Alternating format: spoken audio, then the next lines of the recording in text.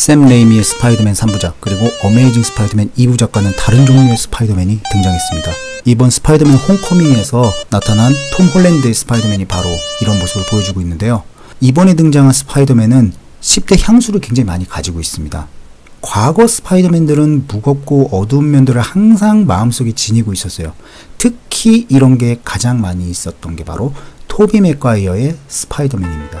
초대 스파이더맨이라고 말씀을 계속 드릴게요. 그는 항상 무겁고 어두우며 찌질한 짠내가 나는 스파이더맨의 표본이었어요. 실제로 스파이더맨은 항상 불행해야 한다는 작가의 말이 있었기 때문에 초대 스파이더맨 같은 경우에는 굉장히 짠내가 많이 났고 처음 나왔던 스파이더맨이라서 그런 짠내가 사람들의 머릿속에 굉장히 많이 각인이 됐었죠. 이런 스파이더맨이 어메이징 스파이더맨이라는 새로운 부류의 스파이더맨의 등장과 함께 조금 변화하게 됐어요. 당연히 비교도 시작이 됐죠. 초대 토비 맥과이어의 스파이더맨은 어두운 부분은 많이 가지고 있었지만 이번에 등장했었던 어메이징 스파이더맨 같은 경우에는 한층 더 발랄하고 자신감이 넘치는 스파이더맨의 모습을 보여줬어요. 그게 바로 앤드류 가필드의 스파이더맨이죠. 많은 스파이더맨 팬들이 앤드류 가필드의 스파이더맨을 싫어해요. 왜 그러냐면은 특유의 그 짠내가 사라졌거든요. 마치 하이틴 스타 같은 느낌을 보여주는 그런 스파이더맨은 사람들이 보기에는 조금 어이가 없는 거죠. 그런데 옛날에 KBS에서 스파이더맨 TAS라는 걸 방영한 적이 있는데요. 거기서 나오는 피터 파커 같은 경우는 약간의 바람둥이 기질도 있고 또 약간의 도끼병도 있고요. 자신감도 좀 넘치는 모습을 보여줬었어요. 그래서 저는 개인적으로 앤드류 가필드의 스파이더맨을 그렇게 나쁘게 보진 않았어요. 그리고 앤드류 가필드의 스파이더맨에서 가장 장점은 바로 수다가 엄청나게 추가된 거죠. 이렇게 다른 모습을 보여주는 두 스파이더맨도 한 가지 공통점이 있습니다. 그 공통점이 뭐냐면은 자신의 자만, 그것 때문에 가장 사랑하는 가족을 잃었다는 게 공통점이에요. 벤 삼촌. 벤 삼촌이 말하죠. 큰 힘에는 큰 책임이 따른다. 어메이징 스파이더맨에서는 약간 다르게 이야기는 했죠. 두 스파이더맨은 이 말을 가슴에 새기고 강한 힘을 계속해서 생성해내는 원동력으로 사용을 해요. 그런데 이번에 등장한 톰 홀랜드의 스파이더맨은 이와 전혀 다른 노선을 걷습니다. 그게 이번 스파이더맨 홈커밍의 가장 큰 장점이자 단점이에요. 장점인 이유는 다음과 같습니다. 초대 스파이더맨과 2대 스파이더맨 같은 경우에는 잠깐의 연습 뒤에 거의 완벽에 가까운 스파이더맨의 모습을 보여줬어요. 전투력도 높았고 힘도 어마어마했죠. 이게 벤 삼촌의 유언 때문에 약간 정의를 생각하는 자긍심이 높아지고 그로 인해서 파이팅 넘치는 모습을 보여줬다고 저는 봐요. 그런데 이번에 나온 스파이더맨은 겨우 18살 소년에게 다가온 슈퍼파워, 여기에 주목을 하고 있습니다. 톰 홀랜드의 스파이더맨 같은 경우에는 매번 실수를 해요. 허구한 실수를 해요. 예를 들면 자신의 장점을 살리지 못하는 실수, 거미줄을 잘못 쓰는 실수, 수트 사용법을 모르는 실수, 그리고 가장 유명한 장면이 배가 갈라지는 장면을 보고만 있는 것에 대한 실수, 뭐 이런 등등등등이 계속 나와요.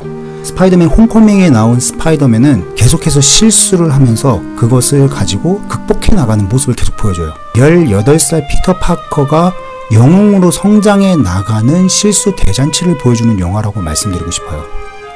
이와 같은 실수를 근데 그냥 막 보여주진 않아요. 그래서 역시 마블은 마블입니다. 유쾌하게 표현하거나 혹은 독자나 관객이 옛날부터 궁금했었던 부분에 대한 해답을 보여주면서 이 실수를 풀어나가요.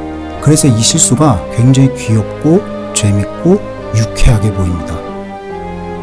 이런 이유인지 영화 분위기도 꽤 하이톤이에요. 가벼운 분위기를 연출하려고 굉장히 많이 노력을 한 것 같은 느낌이에요. 12세 관람가인 것도 이와 유사하겠죠? 그래서 저는 스파이더맨 홈커밍은 이제 막 스파이더맨이 된 피터 파커의 성장을 보여준 영화라고 말씀드리고 싶고 이게 바로 이 영화의 포인트라고 말씀드리고 싶어요. 그러면서 외부적인 요인으로 성장했던 기존의 스파이더맨과는 달리 내부적인 요인으로 변화하는 스파이더맨의 모습을 보여줍니다. 무슨 말이냐면은 아까도 얘기했지만 토비의 스파이더맨과 앤드류의 스파이더맨은 벤 삼촌에 의해서 각성을 했어요.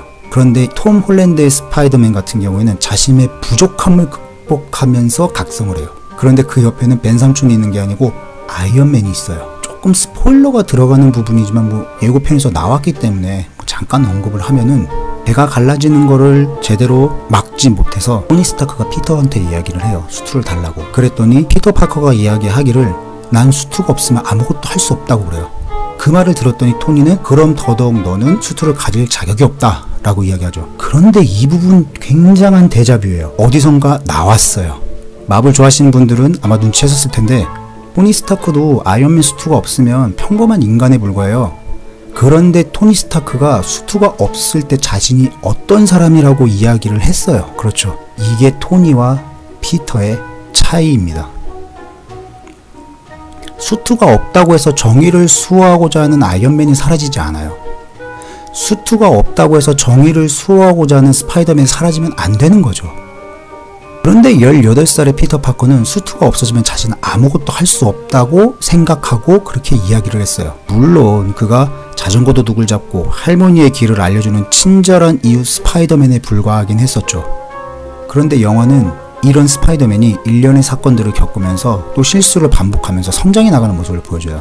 즉 스파이더맨 홈커밍은 미생이었던 스파이더맨이 완생으로 나가기 위한 모습을 보여주는 그런 경험을 보여주는 영화라고 말씀드리고 싶어요.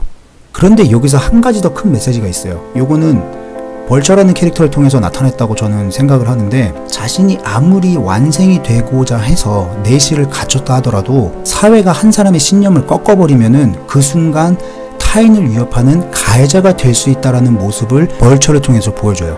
이 디즈니가 자회사라서 마블이 디즈니의 철학인 가족주의를 사회적 비판으로 그려낸 것도 상당히 재미있게 봤었습니다.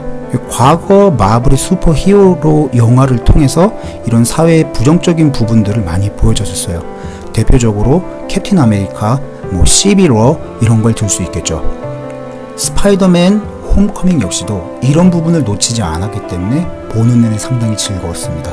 그런데 단점이 있어요. 그 단점은 뭐냐면은 도시 활강 액션씬이 거의 없습니다. 원래 스파이더맨 하면은 고개에 가까운 액션씬과 도시를 활강하는 액션씬이 가장 주된 볼거리였거든요. 그런데 스파이더맨 홈커밍에서는 이런 부분이 굉장히 많이 줄었어요.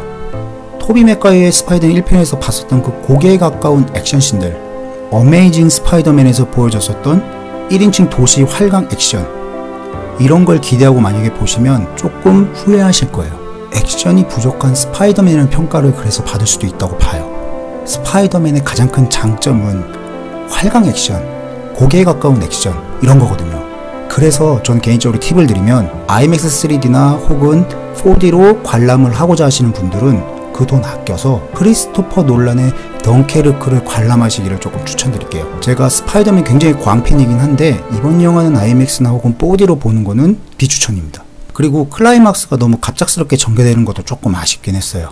하지만 그럼에도 불구하고 저는 스파이더맨 홈커밍을 한 번쯤 보셨으면 좋겠다라고 추천을 드리고 싶어요. 우리가 과거에 토비 맥과이어 스파이더맨이나 혹은 앤드류 가필드의 스파이더맨을 보면서 친구 같은 스파이더맨을 얻었다 하면은 이번에 톰 홀랜드의 스파이더맨 같은 경우는 동네 형 혹은 옆집 사는 동생과 같은 스파이더맨을 얻는 느낌을 받아요. 그래서 이 스파이더맨을 한 번쯤 보시는 걸 추천드리고요. 참고로 쿠키 영상 2개 있습니다. 특히 자막 다 올라가고 마지막에 나오는 쿠키 영상은 과거 데드풀의 쿠키 영상을 떠올리게 하면서 마블의 짓궂은 장난을 만날 수가 있으니 꼭 보시길 추천하고요.